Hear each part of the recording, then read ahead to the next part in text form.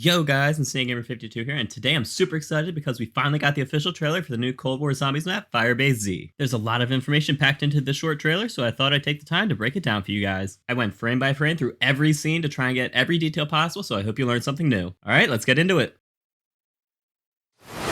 Weaver, I'm still in the field. We start off with an aerial view of this jungle village in Vietnam named Outpost 25. It looks like a nice little town in the mountains, but that smoke on the building to the right says otherwise. I have to meet a Obviously, there's a lot more fire than we originally saw, and the village looks like it hasn't been maintained in a while with those broken stones and overgrown vines. contact. I am not proud of everything I have done, but I am proud of what I am doing. This is the first time we've gotten a good look at Samantha since the original game trailer. We did see her face in the original Firebase Z reveal poster, but at that point I thought that the black stripes on her face were for survival while being trapped in the jungle. But now it looks like it's camouflage for a covert ops mission. We know from the teasers that she's been in contact with Richthofen, and that we're going to have to save her and escape the outpost, which will likely be the Easter egg. Omega must be stopped, no matter the personal cost to people like you and I. No, man. There's an interesting purple glow coming from the top of that window, which at first I thought might be related to this being an Ethereum mining outpost, but after further investigation I'm pretty sure it's just one of the arrows around the map that point you towards the power room. My friend. They are the ones who are going to pay. We've seen similar teleporters before, but they've always been part of a larger machine, not a freestanding one that you can walk through. They have already opened their new worlds. At first glance, this hand coming through the portal looks like it may belong to the previously teased Elder God, but after going back and checking, the Elder God has 5 fingers while this hand only has 4. So it looks like there's going to be a different boss zombie that's able to teleport between the village and whatever's on the other side of that portal. Ravenoff, my team. Alright, this is the first real look we get at an actual part of the map, and there's a lot to unpack here. First off, it looks like this timeline lines up with the real timeline since Vietnam was indeed a communist-led country back in the 1980s. It's reassuring to see that there is another arrow pointing towards the power room. There's also an ammo crate, which is no surprise since that's a huge improvement made in Cold War Zombies that the community would hate to see taken away. I'm assuming this is the spawn area since it looks like the 4 players are walking into the map before the action begins. This looks like it's going to be another spawn with great solo train possibilities since there is a wide open area in the middle, but it's not going to be quite as easy as D machine since there aren't as many possibilities to change a route if a zombie does block you off. Teams reach the village. Requiem, welcome to Vietnam. This is the first look we get at any new zombies, and the fact that it has a gas mask makes me think that we could see more gas zombies or plague hounds, which are generally just annoying.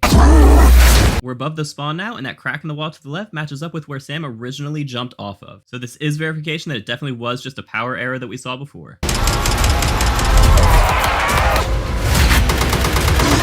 We have to get out of here now.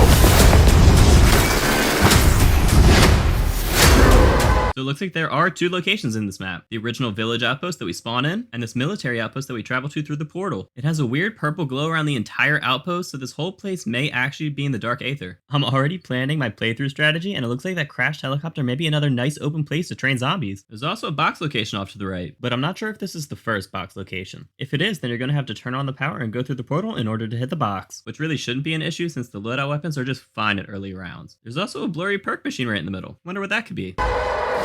I'm not a fan of the Augen zombies, but if you are, then it looks like there's a wallbay for it. On the move.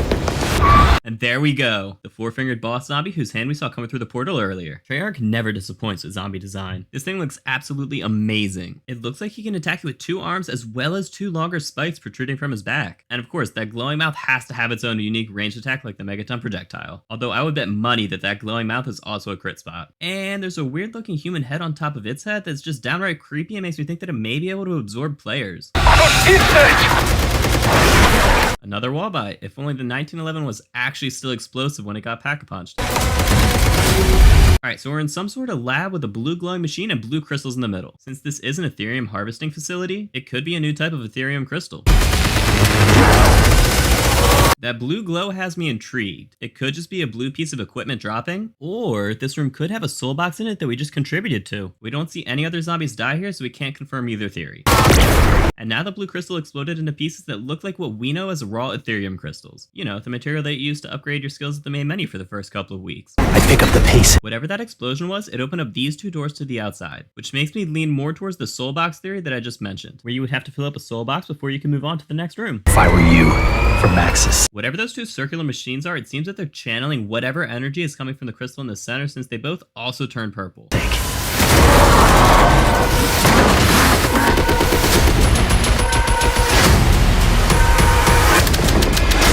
This new wonder weapon looks awesome! There's a normal barrel with some sort of energy mechanism on the front, as well as an underbarrel attachment. Yeah!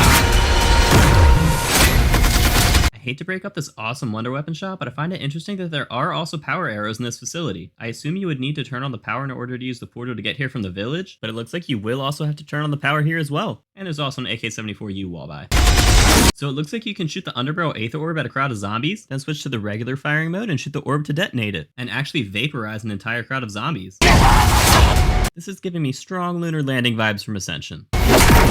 But it's actually a jump pad. Also, that object on the top of the satellite building looks like it may be some sort of target that we'll have to shoot mid-air as part of the Easter egg, like we did on Der Eisendrock. Just throwing that out there. That's you.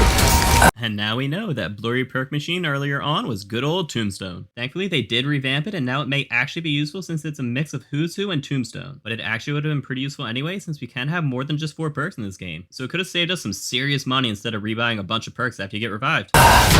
Just showing off the new Napalm Strike score streak. Well, new to zombies at least. Alright, that new armored zombie is absolutely badass with that ranged ion cannon attack as well as having metal claws. Honestly seems a bit OP if he deals that much damage, but I do like a good challenge. Oh my god. We actually get to battle the Elder guy that was teasing D Machine. This is going to be an absolutely epic battle for the Easter egg. In case you aren't aware, you have a chance to see this guy lumbering outside the pond area if you went to the Dark Aether past round 40. And we also saw his hand as part of a mini Easter egg in the medbay. This thing is going to put out wild amounts of damage with that hulking club of an arm and a laser beam coming out of his face. Oh my god, I'm so excited! If you're lying to me, if you betrayed her, if any harm comes to her, I will kill you myself.